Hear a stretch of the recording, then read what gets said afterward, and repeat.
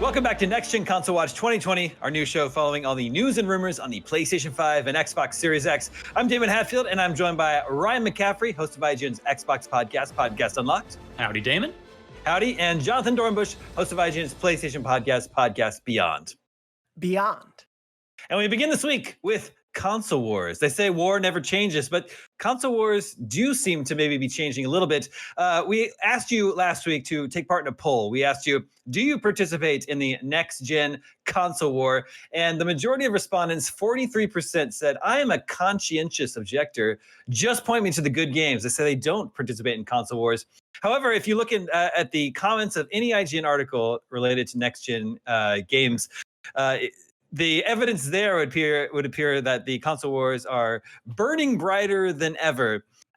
Jonathan, let's start with you. What's your sort of impression of as we sort of ramp up to the launch of this next gen console? What is the current state of the console wars? Maybe a lot of those commenters just happened to miss this week's poll and didn't get to vote in it this week. I do think both companies, I think, are doing a lot right now, but also holding a lot more back than I wish they were at this time when we're allegedly, just a few months out probably from the likely launch of these consoles. I would say in terms of what the, quote unquote console wars look like right now, both companies are taking different approaches to next gen and both seem viable to the different parts of the audience in different ways, which last generation, when you look at when Xbox One tried to do something different and tried to be this all-encompassing home entertainment console for you and not just a game console, they initially got blowback, and it really was the start of a detrimental sort of console generation that they had to build back up from. So I do think it's interesting that we're seeing both companies really take different approaches this time, and both at least being rewarded by their fan bases and both trying to argue a different future for gaming. Ryan, would you agree that both Sony and Microsoft seem to be taking very different approaches or have different philosophies with their next-gen consoles? Yeah, absolutely. I mean, we at the same point, building on what Jonathan said, yes, there are both powerful machines. These are, 10 teraflops on the PS5 side, 12 on Xbox. They are just powerful pieces of hardware, but at the same point, the company's identities are really starting to be reflected in the consoles themselves the more we learn about these. And I agree with Jonathan that I think a lot of the console war banter online stems from the fact that both companies have been pretty tight-lipped about this. But, Sony is a consumer electronics company. That's what they've been for many, many decades, long before the PlayStation was ever a thing. Whereas Microsoft, by and large, I mean, yes, they do make physical stuff, but they're a software and services company. And you kind of see that in what both of them are doing. Yes, the Series X appears to be a very powerful console, perhaps seemingly more powerful in just raw computational power than the PS5, but their focus is on the software and services and has been for some time. Backwards compatibility, Game Pass, the all access thing that I think we'll probably hear more about before the Series X launches, with just trying to get you in the door for less than the whatever $400 or $500, however much it's going to be, and that's really where I see Microsoft trying to drive people on the sort of service side, whereas Sony is like, buy our hardware. That is what we want. We are a consumer electronics company. Buy our PlayStation 5, and we're going to do everything we can to try and convince you that that's a good idea. Whereas Microsoft says, well, we've got xCloud. If you want to play on a phone, go for it. You have an existing Xbox One, sure, we'll support that for a while. You've got a PC, great. So it is kind of interesting to see the idea that maybe they're not even fighting the same war. That it's really fans are putting them together head to head more, and they are in a lot of ways, but in many ways they are kind of diverging. So then, Ryan, how would you address sort of the disconnect between the fact that the two companies are taking very different philosophies? As you say, they almost seem like they're not even fighting the same war, and yet the fans, the gamers, the IGN audience does seem to still be fighting the same old war. Well, I think because at the end of the day, they're both still, for the end user, they're doing the same things, which is playing video games. And so, all right, which box is going to play more video games I like and play them better? So it still does make sense. I'm not saying fans are wrong to be comparing them. They're absolutely not. I mean, we're going to be getting 90% of all the games will be on both platforms. They'll be multi-platform games. So it's totally fair to compare them. Jonathan, what would you say to the fact that they're just, we see our poll results. Most respondents say they don't participate in console wars. The consoles are both very different. And yet, if you look at the comments of basically any article on the internet, the console wars rage on. Well, I think to one point Ryan had mentioned earlier, a lot of it is stemming from the lack of information we have been getting, especially over the last few months. And even though we know a lot more than we did in January, there's still so many big questions on both sides.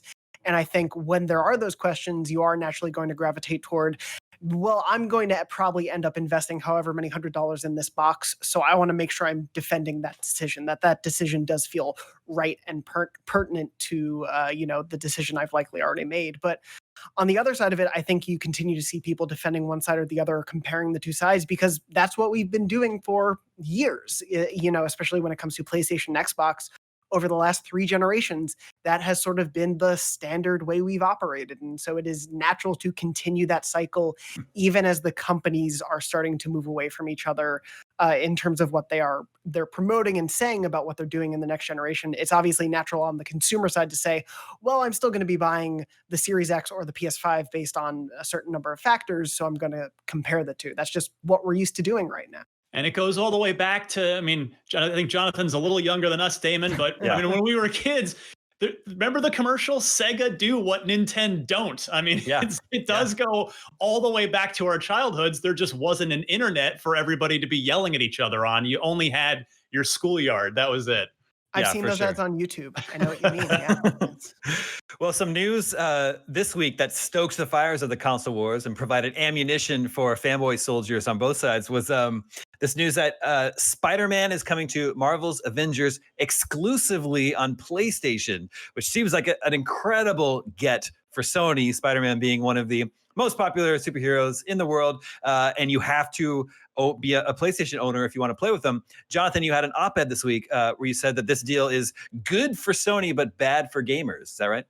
Yeah, absolutely. By and large, I think, especially a mass audience, that this game is probably geared toward who know Avengers because of the massively successful MCU and the comics and everything else, are going to see this game on the stands, see that they can get Spider-Man. Maybe it's, a sticker on the box or in a TV ad that they can get Spider-Man in the PS4 version. So they're going to want to go buy that version. But the reason I said this isn't great for players is because this is, at the end of the day, a multi-platform game that is going to be available day and date on Xbox platforms, PlayStation platforms, and PC. But by extension of making Spider-Man exclusive on PlayStation, arguably the most popular Marvel character out there ever, and currently, especially for fans, is just not going to be available for potentially 2/3 of the audience for this game. And that, we've seen a lot of console exclusivity deals come up this generation and last generation, but with the evolution of cross progression and cross play and sort of the breaking down of the barriers between these ecosystems, something like that, when there is no indication it's going to come to the other platforms, it hurts for those players who may not have a choice but to buy it on Xbox or PC. Yeah, Ryan, what did you think about this news that people that own an Xbox or a PC, don't own a PlayStation, are not going to get to play as Spider-Man in Marvel's Avengers? Yeah, it's certainly, I tip my cap to Sony. In the sense that they keep doing this. They've spent the last generation doing it, and it's clearly working. They're the market leader for many reasons, but this is one of them. Like they kind of will align themselves with and get some sort of sweet deal out of a major third-party game. Destiny being another example early in the generation, as well as more recently, in fact, this year, Call of Duty, the remake of Call of Duty Modern Warfare 2, I guess remaster, that was a 1-month exclusive on PlayStation. So, Sony's been playing this game for a while. And to be fair, Microsoft used to play this game in the Xbox 360 generation. When, in fact, they had Call of Duty's DLC, all the DLC was first on Xbox for 30 days. And that's Activision signed with the other team for this gen and did that with Sony. But yeah, Microsoft, Phil Spencer has stated that he doesn't like these deals. He doesn't want to do these deals. But to play devil's advocate for a second, if you're an Xbox gamer and that's where you've thrown in your lot, to Jonathan's point earlier, if that's the console you have, because these things are expensive, you might not have enough money to get both of them, and you're an Xbox guy, I mean, it's kind of fair, I think, to look at Microsoft and go, well, wait a second, what are you guys going to go to bat for me here and try and get me some cool exclusive stuff? Sony's got all the, Sony keeps doing this time and again. So it's weird. Like it's completely counter to not only everything Microsoft's been saying, but doing, as far as they have been the instigators of crossplay in the industry. They have been doing, like I mentioned earlier, there's xCloud, where basically their philosophy is we want to allow people to play games on any device anywhere, and they are actively doing that. They're not just talking about that. And so if they were to do a deal like this, it would definitely run counter to that whole philosophy. But at the same point, if you're an Xbox fan and that's your console and that's what you've got, it's just frustrating. And then it's like, does that completely ruin the even chance of having crossplay? Like we don't, Jonathan, I don't know if it's been announced if there's cross-platform play on Avengers, but if there is, does this break it? Does it mean you just have to watch Spider-Man in your game if your friend is on a PlayStation console and you just have to look with envy? So, I mean, there's nothing good about it if you're an Xbox gamer, that's for sure. Yeah, they even confirmed today. IGN Japan spoke with Crystal Dynamics after the decision, and they confirmed that there is not currently cross-play or cross-progression being integrated into the game, but it is. They are looking at this game in long term, so they haven't shut the door on that. But yeah, it does raise that interesting question of, are you going to be playing on Xbox and then see your friend from a PS5 in a year or two swinging around to Spider-Man, and it's just like, well, I'll never be able to do that, and that'll just be there.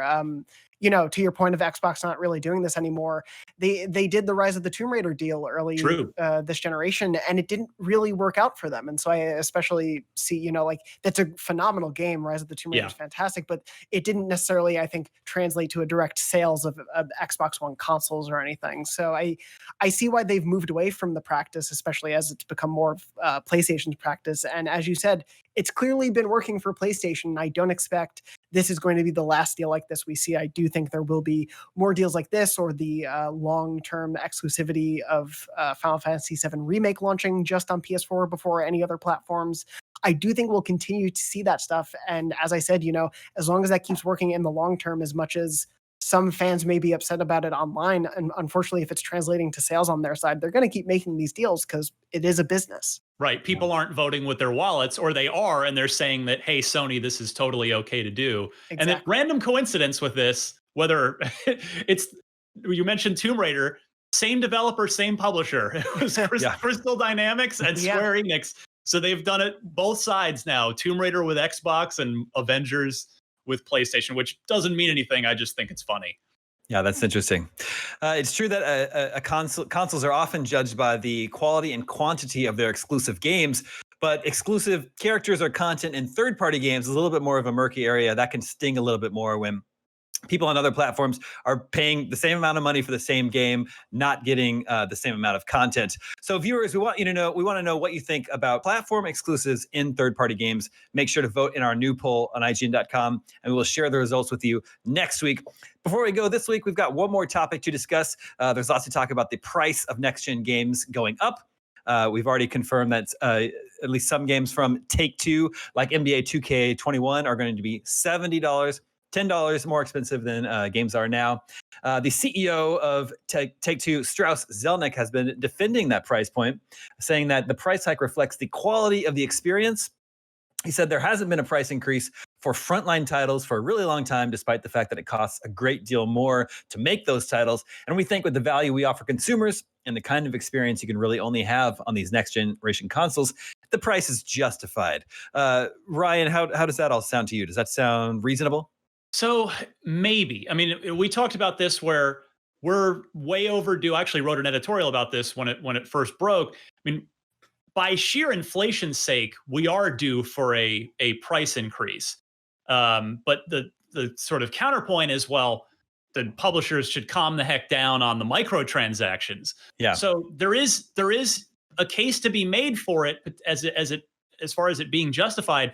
But I think NBA 2K is as being the first one out on the ledge on this, is not helping 2K's case with as far as in the court of public opinion.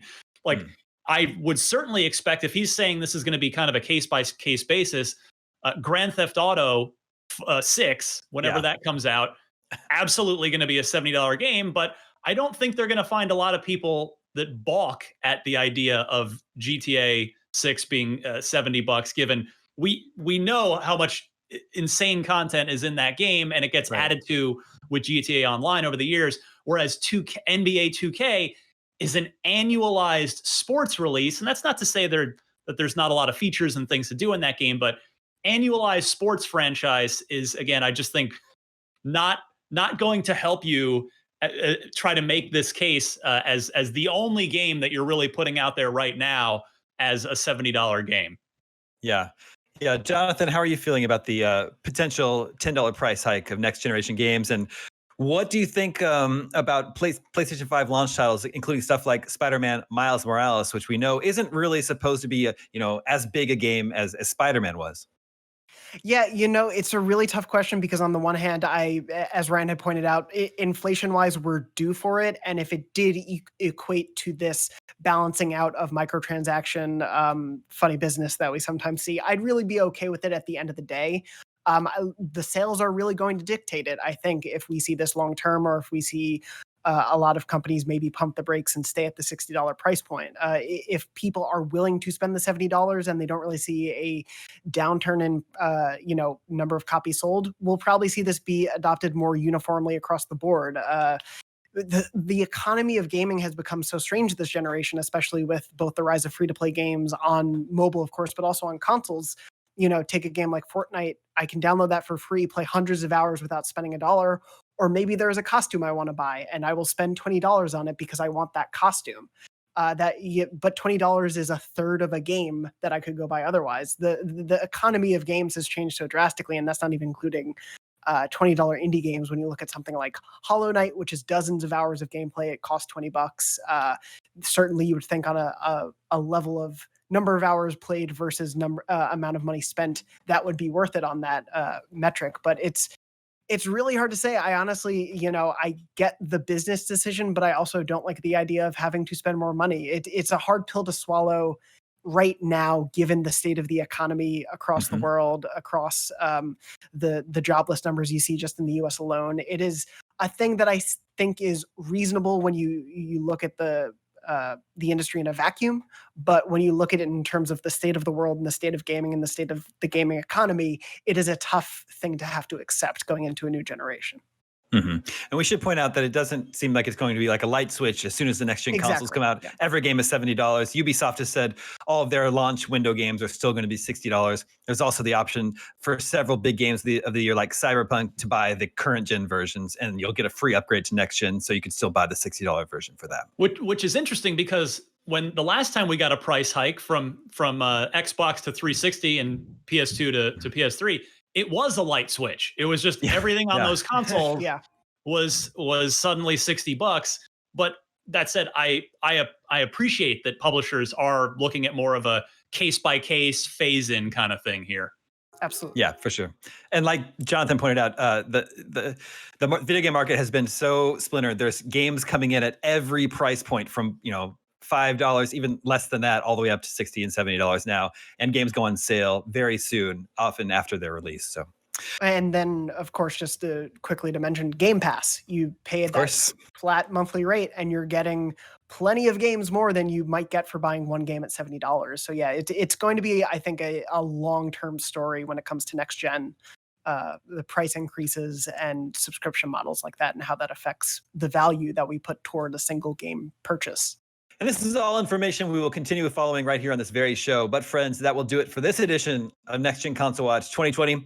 Thank you to both Ryan and Jonathan. We'll be back next Friday at 6 a.m. Pacific, 9 a.m. Eastern with more PS5 and Xbox Series X news. We'll see you then.